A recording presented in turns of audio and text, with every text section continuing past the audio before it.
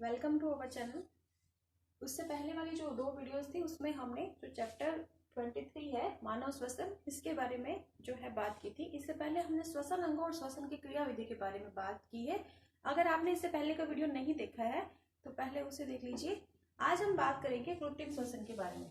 जो मानव श्वसन है उसमें ही एक ये पॉइंट दिया हुआ है आपके कोर्स में, कृत्रिम श्वसन। तो कृत्रिम श्वसन जो है ये होता क्या है? देखो, होता क्या है कि कुछ ऐसी परिस्थितियां होती है, जैसे कभी दुर्घटना हो जाए तो उस दुर्घटनावश या कोई गैसीय जो विषाक्तता, यानी कि कुछ गैस वगैरह जैसे CO2 वगैरह है, CO है, वो हम ग्रहण कर ले, कार्बन मोनोऑक्साइड। तो देखो, कार्बन मोनोऑक्साइड जो है वो जहरीली गैस है हमारे लिए, ठीक है, तो वो गैसीय विषाक्तता में आ जाता है।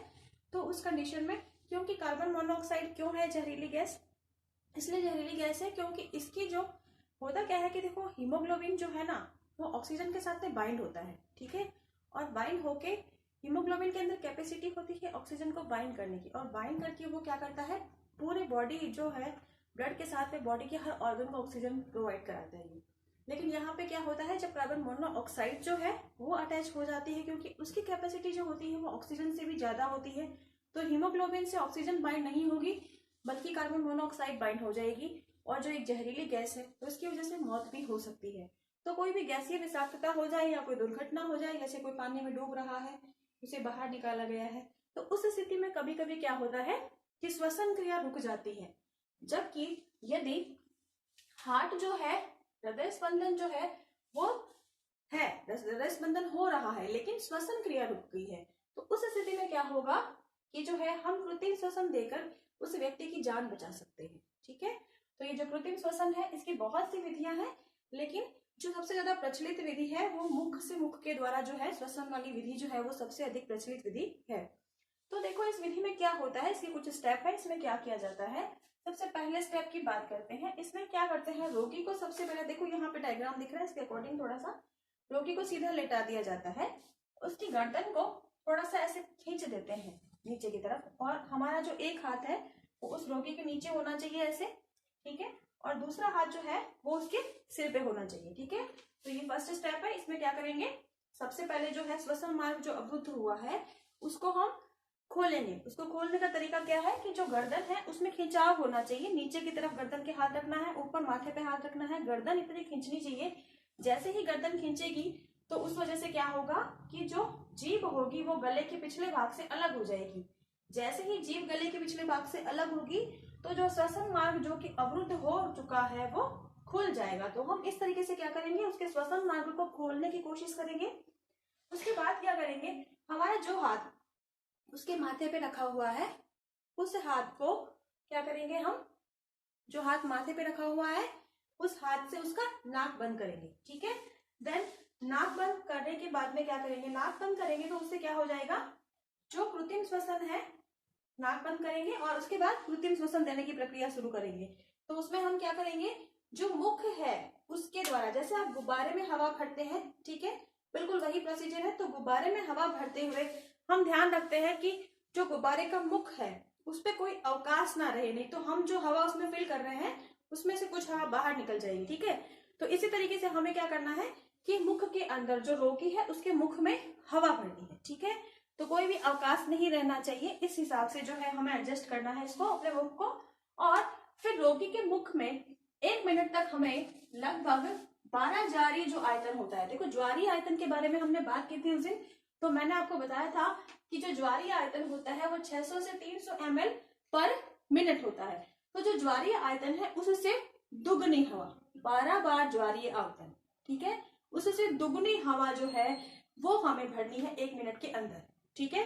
ये इतनी हवा जब हम भर देते हैं तो उस स्थिति में क्या होगा कि जो रोगी का मुख है, हवा जब हमने अंदर भरी है तो निःश्वसन हमने करवा दिया, ठीक है, उसका प्रेशर क्रिएट हो गया निःश्वसन के लिए। और अब हमें क्या करना है, जो नाक बंद था, ठीक है, और मुख से हम हवा भर रहे थे तो निःश्वसन हो गया। अब उच्छ्वसन के लिए क्या करना होगा, हमें उसके नाक को खोलना होगा। जैसे ही हम उसके नाक को खोलेंगे तो उच्छ्वसन की क्रिया जो है वो तेजी से शुरू हो जाएगी। तो इस प्रक्रिया से क्या हो जाएगा, जो श्वसन की क्रिया बंद हो गई है वो पुनः स्टार्ट हो जाएगी, ठीक है। तो इसके बाद क्या होगा कि इसकी वजह से क्या होगा, रोगी को नया जीवन मिल सकता है।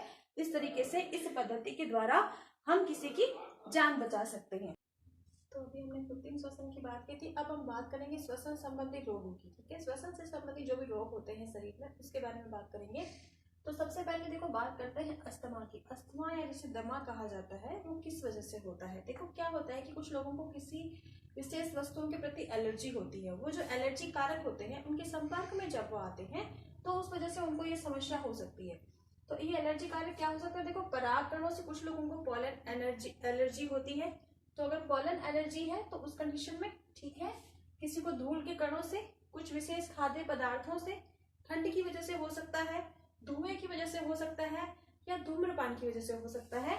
तो उस स्थिति में क्या होता है कि इन लोगों को जिनको ये प्रॉब्लम है अस्थमा या दमा, उनको क्या होता है, सांस लेने में परेशानी होती है और खांसी आती है।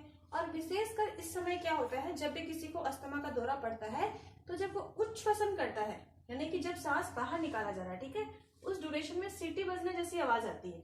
ठीक है, तो बहुत तेज सीटी बजने जैसी आवाज आती है, घड़घड़ाहट की आवाज आती है। ठीक है, तो ऐसा होता है इस कंडीशन में।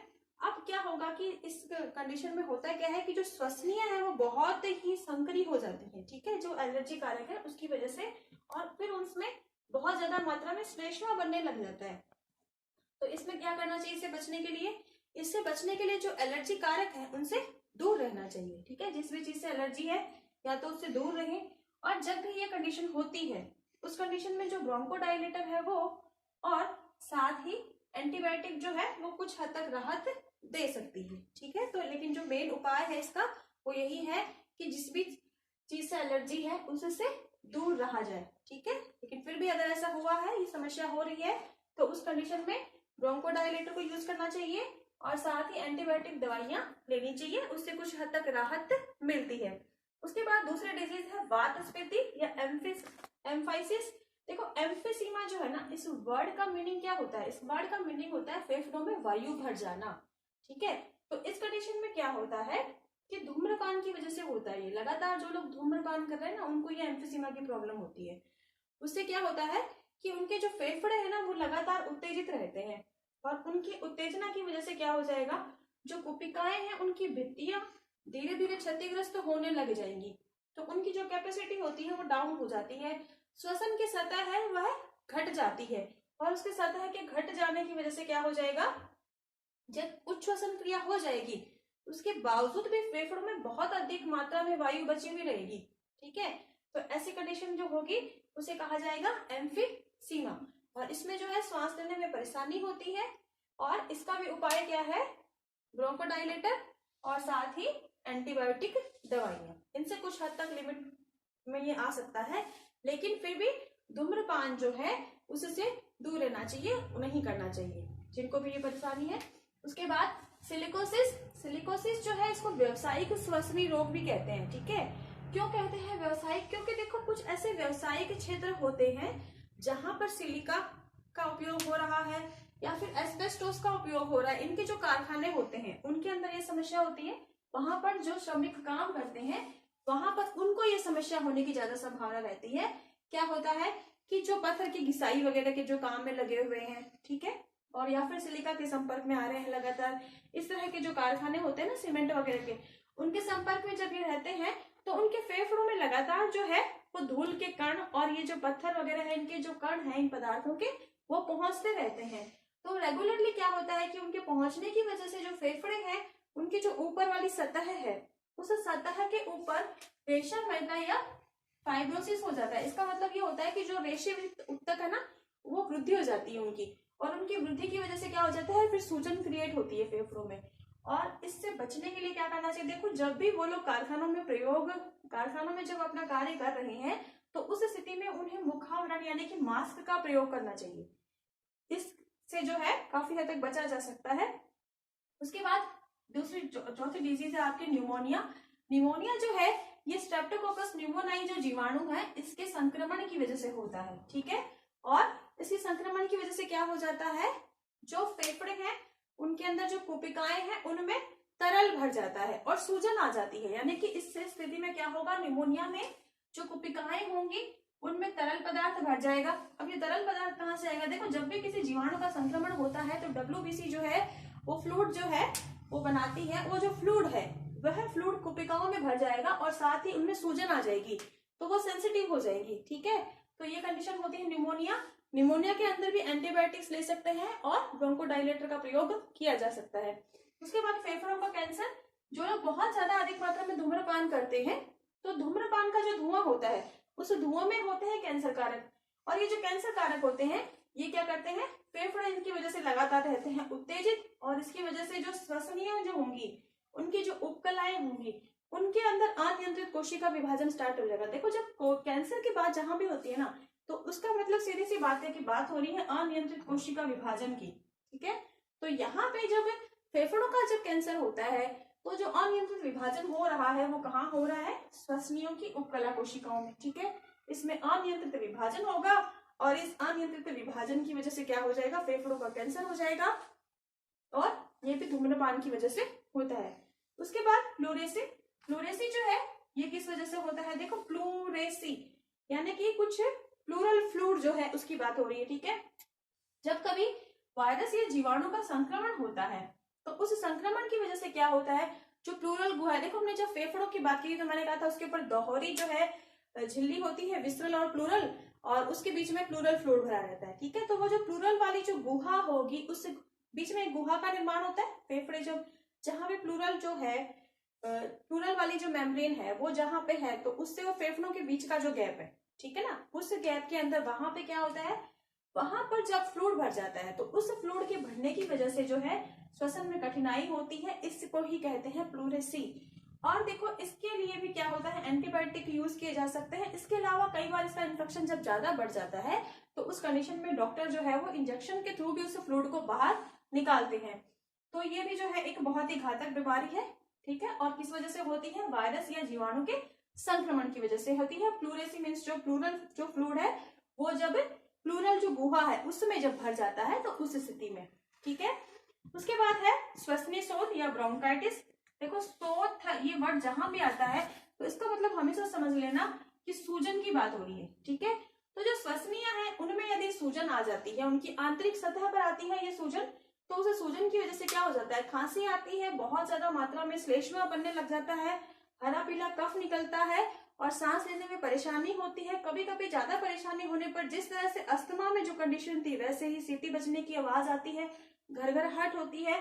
तो इससे भी बचने के लिए क्या करना होता है, इससे बचने के लिए भी ब्रोंकोडायलेटर का यूज करें और साथ ही एंटीबायोटिक दवाइयां लें, ठीक है। तो ये जितनी भी बीमारियां हैं इन सब से कुछ हद तक ब्रोंकोडायलेटर और एंटीबायोटिक से जो है उनको कुछ हद तक रोका जा सकता है। बाकी जो है इनसे जो संबंधित जो कारक है उनसे दूर रहकर ही इनसे बचा जा सकता है। तो ये सारी जो आपकी श्वसन संबंधी बीमारियां हैं ये यहाँ पे आपको समझा दी। आपको ये क्लास कैसी लगी, अगर आपको ये क्लास अच्छी लगती है तो प्लीज इसे लाइक कीजिए, शेयर कीजिए। आज आपका इसके अंदर जो श्वसन वाला चैप्टर है वो कंप्लीट हो गया। नेक्स्ट चैप्टर करेंगे आगे की क्लास में। Thank you student.